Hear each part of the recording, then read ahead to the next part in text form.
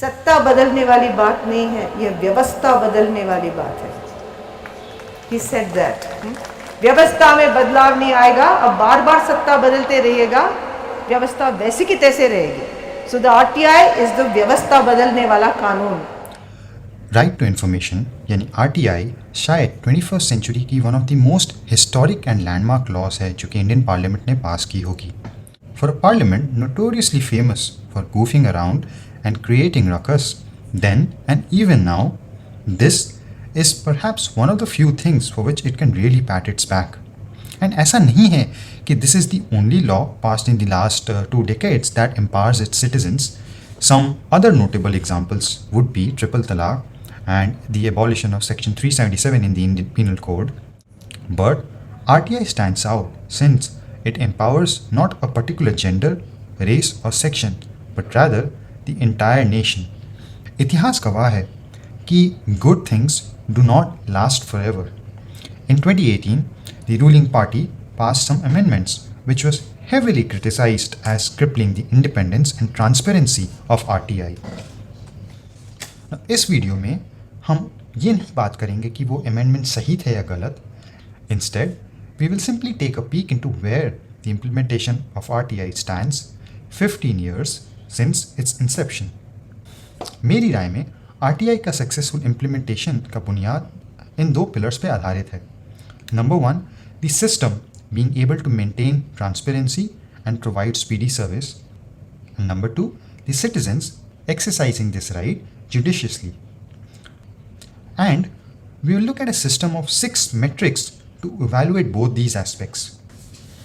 तो ट्रांसपेरेंसी से स्टार्ट करते हुए हम सबसे पहले देखेंगे कि जब से RTI लागू हुआ है, what has been the cumulative total of requests raised over the years and what percentage of those requests have been answered.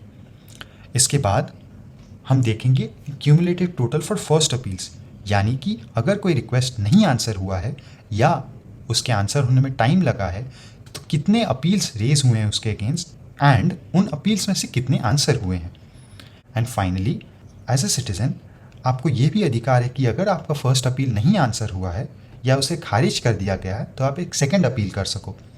And therefore we will look at the cumulative total of second appeals raised over the years and what percentage of those appeals or requests were answered. Next हम बात करेंगे on the judicious exercise of rights by the people. And यहाँ पे हम देखेंगे the total number of RTI requests filed every year, not the cumulative total, and what percentage of those requests filed every year gets rejected. इसके बाद हम सारे rejections की breakdown देखेंगे specifically by category of public authority. अब शायद आप पूछोगे कि पब्लिक अथॉरिटी से क्या मतलब है.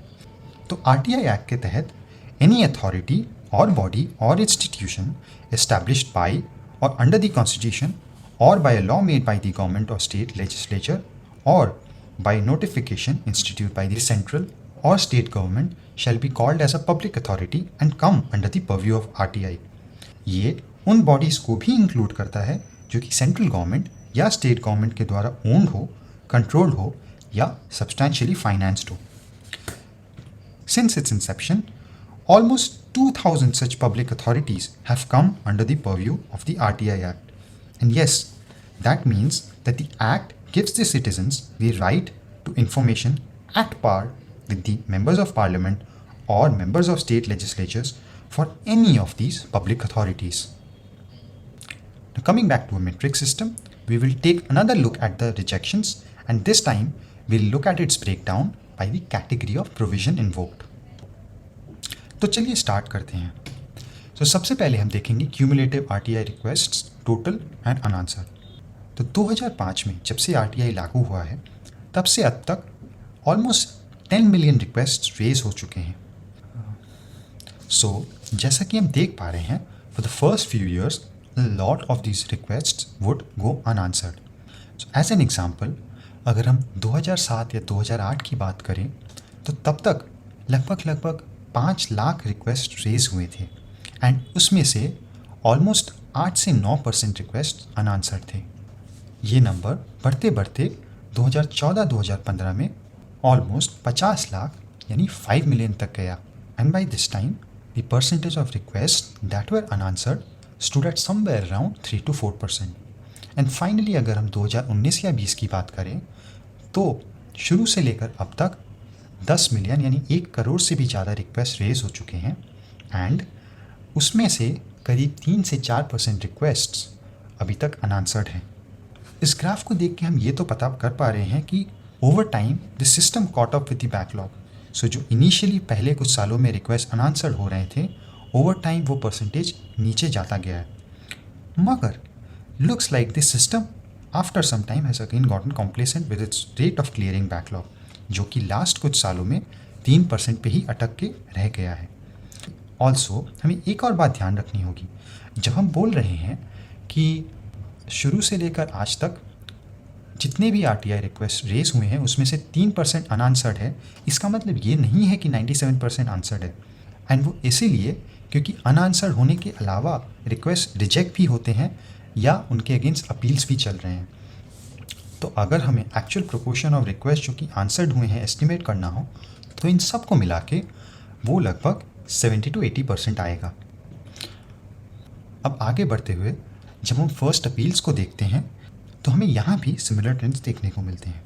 पहले कुछ सालों में जब सिस्टम स्टेबलाइज कर रही थी, lot of first appeals would go unanswered and then over time the rate of clearing appeals improve consistently till about 2015-2016, जिसके बाद for some reason the backlog has been piling up without any visible strategy in place to clear it. And as of now, almost 1 out of every 5 people are still waiting for their appeal to get answered. And finally, हमारे पहले set of 3 graphs के last graph को गौर करते हैं। सो अगर second appeals की बात की जाए तो सरफेस लेवल पे सिचुएशन उतना ख़राब नहीं लगता है। Now, unlike the first two graphs, यहाँ पे आप देखेंगे कि डेटा 2015-2016 से प्लॉट होना शुरू हुआ है और उसका कारण ये है कि जो एनुअल रिपोर्ट्स हैं सेंट्रल इन्फॉर्मेशन कमीशन के, उसमें second appeal started getting mention somewhere around 2015-2016, at least based on what I could find. Anyways, coming to the chart, हमें एक चीज़ तो साफ दिख रही है कि the rate of clearing backlog for second appeals has improved over the years. But ये नंबर यानी percentage of second appeals going unanswered in isolation is far from ideal. जैसा कि आप देख सकते हैं आज ये नंबर 20% के अराउंड है, यानी 1 out of every 5 people who have raised a second appeal are waiting for this appeal to get answered, just as people are waiting for their first appeal to get answered. ना यहाँ पे हमें एक चीज़ पे गौर करनी होगी, जब हम RTI रिक्वेस्ट्स या फर्स्ट अपील्स हैंडल करने की बात करते हैं तो उसकी जिम्मेदारी पब्लिक अथॉरिटीज़ पे पड़ती है। But when it comes to the second appeals, then that is handled by the Central Information Commission, which consists of a Central Information Commissioner along with 10 Information Commissioners plus a few secretaries and other officials. And एक बात मैं आप सबके notice में लाना चाहूँगा कि जो इन्फॉर्मेशन कमिश्नर का पोस्ट है उसमें से 2 पोस्ट आज भी वेकेंट है। And according to me, one important move to improve this metric would be to complete the quota of information commissioners in this system at least. अब हम आगे बढ़ के अपने नेक्स्ट सेट ऑफ 3 ग्राफ्स को देखेंगे। तो इस ग्राफ में हम हर साल के RTI रिक्वेस्ट एंड रिजेक्शंस का डेटा देख रहे हैं। जैसा कि आप देख रहे हैं, अनलाइक द प्रीवियस 3 ग्राफ्स, यहाँ पे क्यूमुलेटिव टोटल नहीं प्लॉटेड है एंड उसका रीज़न ये है कि cumulative is not really required over here. Rejections, if at all done, happen within that very year, so data with respect to rejections can be done and dusted for that year. And इस graph की जो सबसे अच्छी बात है वो ये कि rate of rejection over time has been consistently going down, and this probably indicates better exercising of this right to information by us as citizens. मगर अभी भी almost 5% रिक्वेस्ट रिजेक्ट हो रहे हैं, तो ये रिजेक्शंस कहाँ से आ रहे हैं, एंड वो हम देखेंगे नेक्स्ट ग्राफ में। अगर हम इन रिजेक्शंस को ब्रेक डाउन करें by type of public authority तो हमें ये देखने को मिल रहा है कि most of the rejections are coming from just 2 types of public authorities, जिनमें से एक है सबऑर्डिनेट ऑफिसेस, यानी कि वो agencies that execute different policies of the government under the direction of an attached office which then is under the direction of a ministry. And second है government autonomous offices, जैसे कि RBI, security exchanges and board, SEBI या IITs। तो हमें ये तो समझ में आ रहा है कि ऑटोनोमस बॉडीज़ के तरफ से रिजेक्शन रेट क्यों हाई है, Perhaps these bodies want to exercise their discretion to not reply to random questions or questions that they don't want to more frequently. And therefore, अगर हम as citizens RTI फाइल कर रहे हैं इन bodies को, तो शायद हमें भी a bit more careful and a bit more thorough होना चाहिए. बट ये सबऑर्डिनेट ऑफिसर्स का केस काफ़ी इंटरेस्टिंग है. 2016 तक the rejection rate of attached officers and subordinate officers almost equal था. एंड सडनली लास्ट कुछ सालों में ये सिचुएशन चेंज हो गया है.